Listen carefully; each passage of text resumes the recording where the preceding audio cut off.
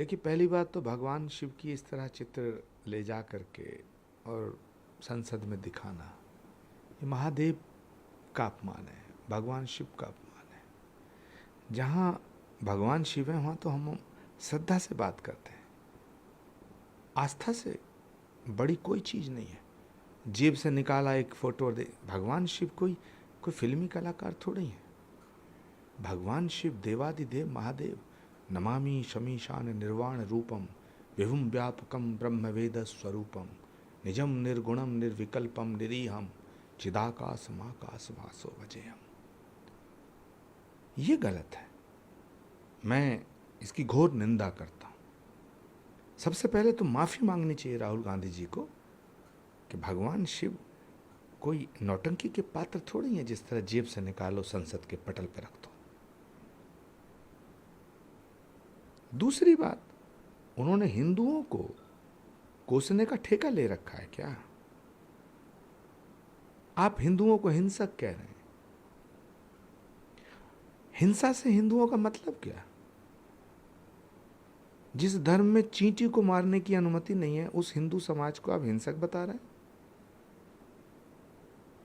मुझे लगता है कि राहुल गांधी जी को ऐसा लगता है कि हिंदुत्व को मिटाए बिना, हिंदुत्व को खत्म किए बिना, हिंदुओं को गाली दिए बिना, हिंदुओं को क्रिटिसाइज किए बिना बीजेपी को नहीं हराया जा सकता। पहले वो समझते थे कि बीजेपी हिंदुत्व है, अब उन्हें लगता है हिंदुत्व ही भाजपा है। आज उन हिंदुओं को बड़ी ठेस लगी होगी, बड़ी तकलीफ हो रही होगी जिन्होंने इन्हें वोट दिया है। ये बहुत बड़े चिंतन का विषय है और पूरे विपक्ष के उन नेताओं को भी सोचना पड़ेगा। मैं पूरे विपक्ष के राजनीतिक दलों के नेताओं में पूछना चाहता हूं अखिलेश यादव जी से, जवाब दें ममता बनर्जी, तेजस्वी यादव बताएं, राहुल गांधी जी को उन्होंने अपना नेता चुना है। अखिलेश यादव जी, तेजस्वी यादव जी, लालू यादव जी, ममता बनर्जी जी, अरविंद केजरीवाल जी, सब बताएं, क्या हिंदू हिंसक है? क्या हिंदुओं ने आपको वोट नहीं दिया है? जिन हिंदुओं ने आपको वोट दिया है वो कितना दुखी हो रहे होंगे। क्या पूरी कम्युनिटी को हिंसक बताया जा रहा है? मुझे लगता है कि राहुल जी को हिंदू समाज से क्षमा याचना करनी चाहिए, जो वो नहीं करेंगे। फिर भी मैं अनुरोध कर रहा हूं और मैं अपेक्षा करता हूं कि उन्हें करनी चाहिए।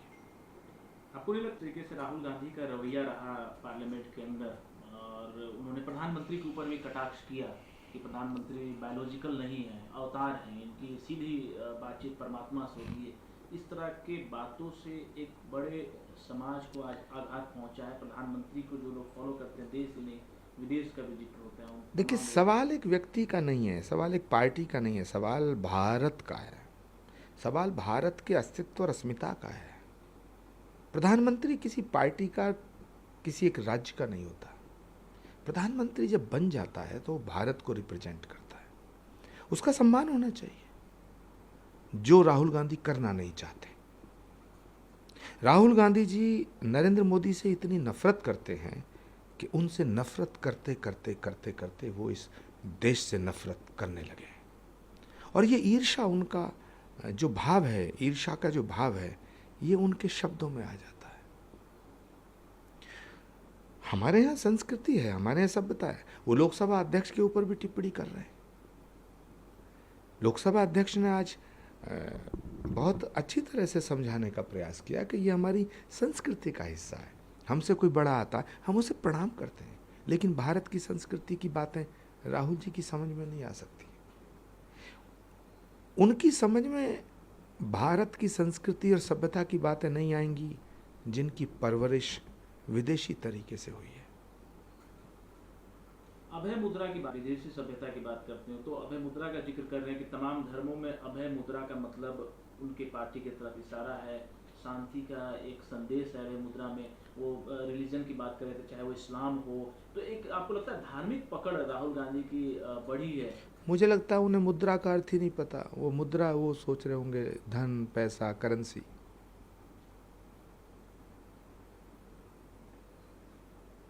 आप तो अभय मुद्रा की बात करते हैं।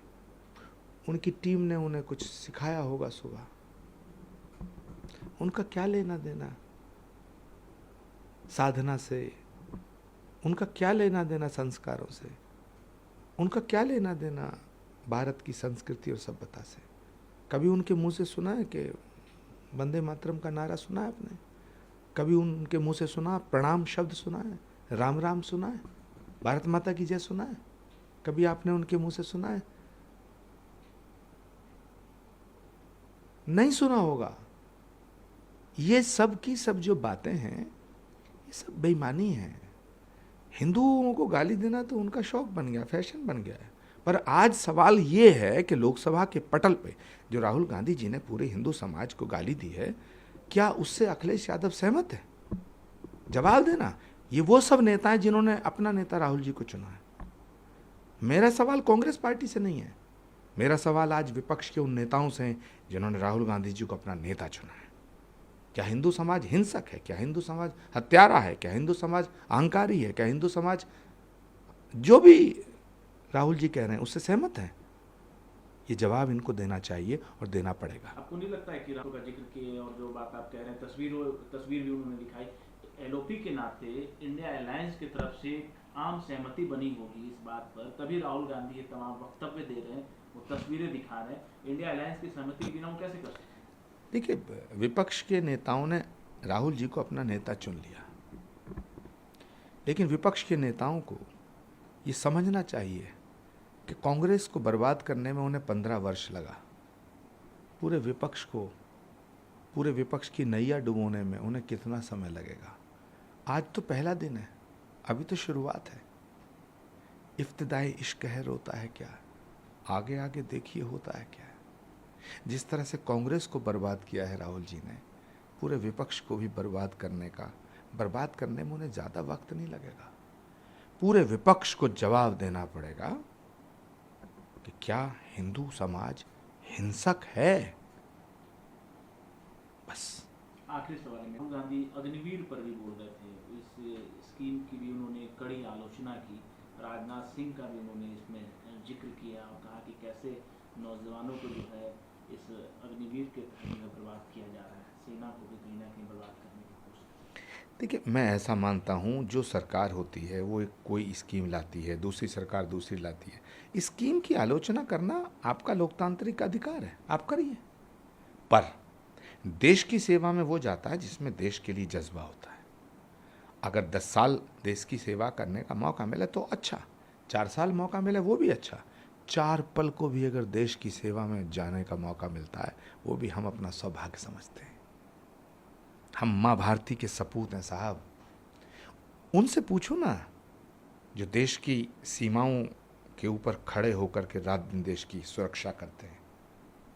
तो इस जज्बे को ये नेता नहीं समझेंगे, ये नहीं समझेंगे, इनकी समझ में नहीं आया। इनके दिमागों से वो सॉफ्टवेयर ही गायब हो गया है।